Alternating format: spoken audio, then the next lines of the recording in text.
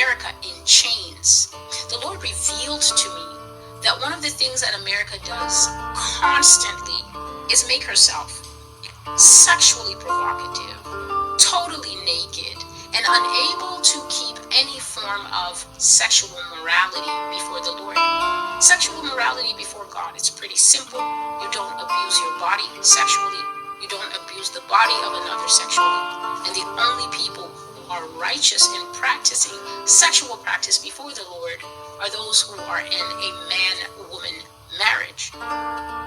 However, the Lord said that people who are practicing the letter lifestyles, so the letters LGB, those who are practicing perversions, those who are practicing fornication, those who are practicing adultery, those who masturbate, those who look at pornography, people who have this, whether it is a besetting sin in their life or whether this is an open and fully enjoyed and admitted lifestyle that they are practicing, these are the people who supernaturally, it will almost be as if a targeted missile is seeking out those people when the Russians and the Chinese come to the United States, and they will inevitably find themselves ensnared by that type of punishment.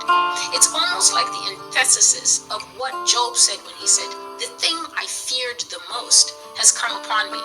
The flip side of that statement would be, "The sin I sinned the most has come upon me."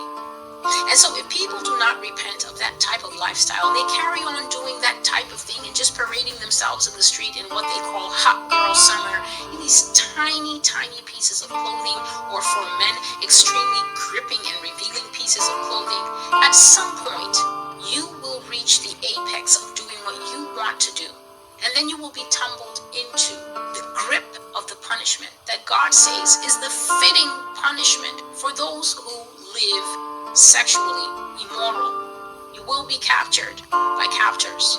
The clothing that you didn't want to wear will be completely removed. God said that in fact you will be naked in front of who you don't want to be naked. And without any say in the matter, you will be bound and carried off to those horrible drug-run bordellos and sexual slave camps that I saw in China. In fact, the Lord made it clear that the Russians are not very interested in this kind of thing. The Lord called it the flesh trade, and I saw that in the end times, after America had lost the war and this thing happened, there was a special term for it, and it was called the jade trade. And there were two types of houses that women were taken into. In the jade trade, it was women who were more mature, so definitely past teenagehood, all the way up to a certain age. And then the amber trade and the amber palaces are where very young girls and very young women were taken to be sexual comfort women. And as I said in a previous video, I saw many, many women die before their time. They died of heartbreak, and they died also because of the brutal and punishing conditions that I saw in these camps. The Lord doesn't hold back the things that He shows me, because as I said, the relationship I have with the Lord is no holds barred. Whatever the Father wants to share that's on His heart, I, Celestia, pray often to the Lord to strengthen me so that I can continue to be a receptacle, that He can pour the often burning and bitter topics that are troubling Him. And so I saw that many women died because their hearts were broken, but many of them died because of the brutal conditions that they were living under.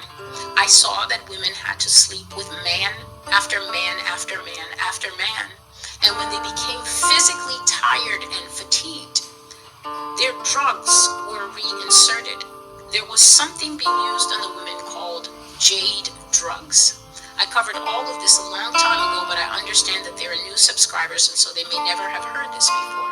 Jade drugs were administered to the women, and what these jade drugs were a potent mix of opiates. So there was definitely opium in there, because China is a master at using that particular drug. And there were other things in there that greatly increased stamina.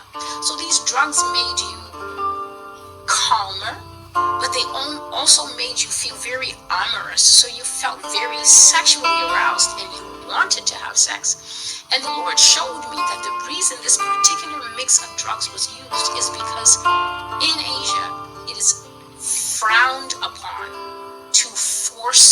person into sexual relations.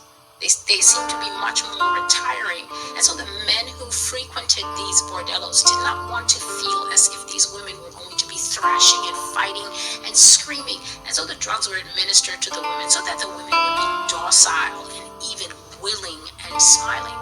But what I saw in one of the visions is that when the drugs wore off, the woman came back to her senses. She remembered who she was. She remembered where she was from. And she became crazy, so that the handlers quickly had to burst into the room and either restrain her or quickly give her another dose that made her fit to work. And women worked in this way until they perished. I saw that the majority of women mentally broke. They could not comprehend that this was their life, this was their ending, and so they died early. Other women were more resilient and stronger, so they lived for longer, which only, I guess, extended the torture. I shared that women were separated by age and also by what was appealing and provocative about them. So hair color was prized and eye color was prized in some races, and then the physical build and voluptuousness was prized in some races. Sometime in 2020, the Lord gave me a vision that I shared on another platform, and in that vision, I saw people lined up naked. And I saw in the front of the line was a very voluptuous woman of color, a black woman, and she had a ring in one of her breasts. So she had a ring through the nipple. And I saw an Asian soldier walking down the line and looking at the lines of naked Americans that were tied and shivering one to another. And I've shared that I've seen this vision often, and usually the Lord shows it to me from the back so I don't have to physically gaze on anyone's nakedness. But this time I saw it from the front, and the soldier walked from the back of the line to the front, stood in front of the woman, apprised her, and then without any warning reached out and ripped the nipple ring out of her ring so that he tore her nipple and it started to bleed. This is the kind of cruelty that will come to the United States, whether you want to argue, deny it, call me anything that comes to mind. And so the question is not, will this happen? It will.